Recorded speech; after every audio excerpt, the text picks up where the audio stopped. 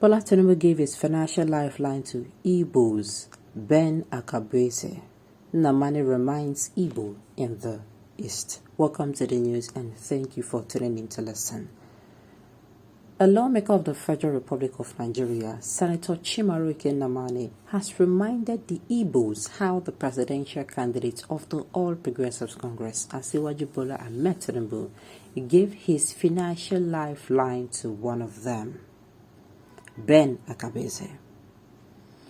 Ben Akabueze, a former Commissioner for Economic Planning and Budget in Lagos State, is the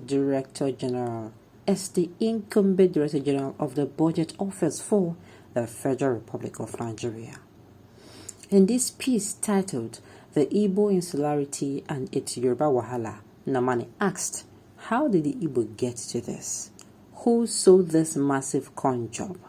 Who are the snake oil 6 men? Why the perceived mistrust of the Yoruba? We never fought. Our properties never ceased. Our businesses thriving in their homelands. Blossoming intermarriages with multiple offspring. Common language etymology. He further said, they stayed out of Nigerian Biafra war until the Benin expedition. Faju died for Iran's sake. Bola Tinubu gave his financial lifeline to Igbo's Ben Akabueze.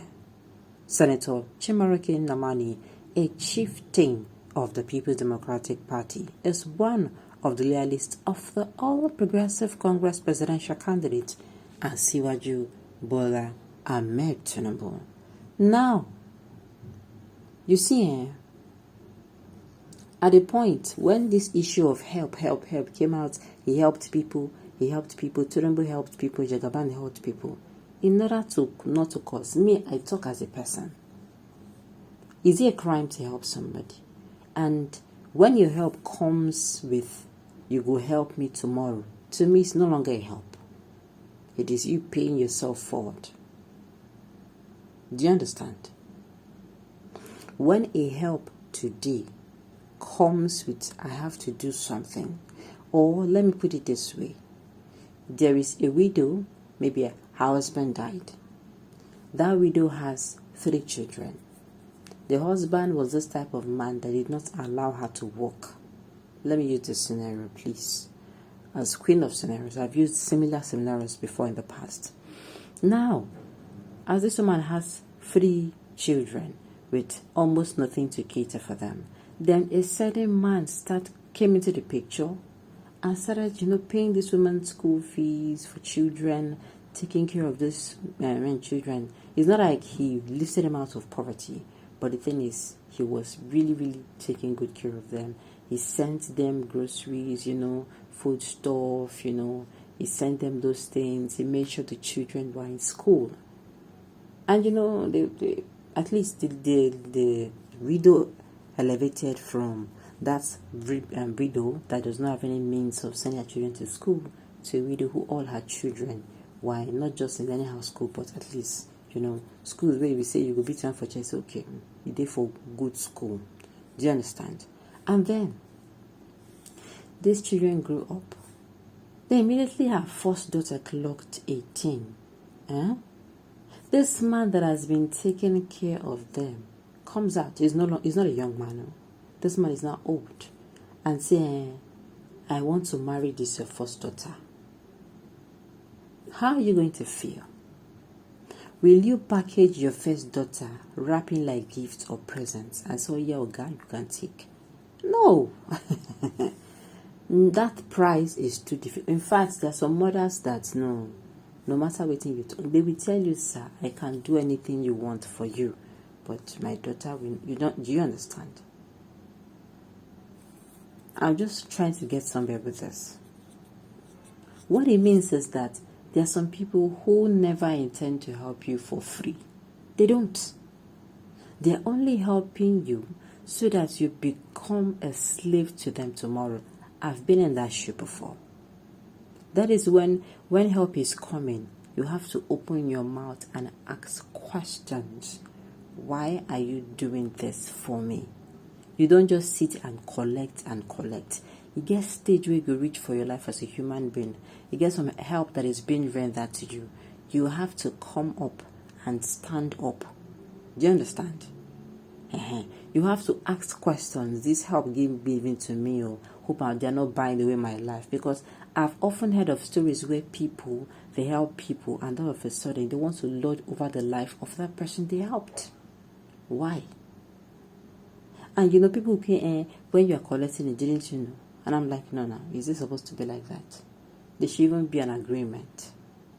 That is my own school of thought. Igbos are just a bunch of ungrateful elements. They like to do what they cannot take. They should go back to their state, as Yoruba do not used to move around. They should go back. Lagos do not want them anymore. Let me say this. You see this issue of Chimaroke, first of all, coming in to say, Igbos are doing this in their land. Not be Nigeria. Are we going to allow these politicians now to join our heads together? These politicians have been nowhere to be found when we are suffering, remember. These politicians have been nowhere around. We have been fighting to pay our children's school fee. We have been struggling. Our children have been at home for how many months and they just went back to school. This man did not come outside to lend his voice. All of a sudden, Tinubu wants to be president. He now finds his voice. What exactly is he at? Is he driving to? Do you understand? That is it. You have to ask questions. You get some people, they will help you, they can't choke you. You will be like bone. You know if you swallow them, and at the same time, you know if you cough them out. Do you understand? That is it. Ask questions. If you don't be like, say, water on the pass, Gary, you are also going to know. Ben Akabueze work for the benefit of his family and himself. That doesn't concern the Igbos. Are you telling me that the Yoruba person is working for an Igbo man elsewhere? Now let me see exactly this question. Now, did you choose Ben Akabueze because he's from the southeastern region or because he merits the position?